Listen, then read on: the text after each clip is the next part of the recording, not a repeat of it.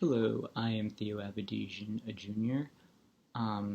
This year, in a research process that looked like this, I investigated the question of how did mid-century migration of persecuted European intellectuals to New York add to the U.S. national discourse.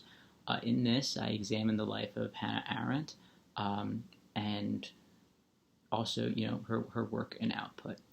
Her political science and analyses, particularly of totalitarianism and of the nature of the Third Reich, um, have had some pretty lasting impacts on U.S. discourse in particular.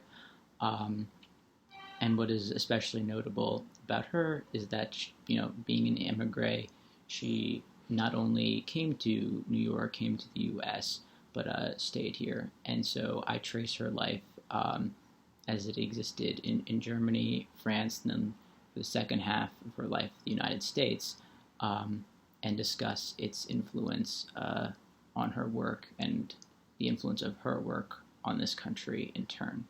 Um, in this, I'm responding to a book I read a couple of years ago. It's called The Last Intellectuals by Russell Jacoby, and while he's investigating the American intellectual scene, he deliberately excludes the foreign-born intellectuals because he views them as inessential to the generational American life, which he takes as his aim.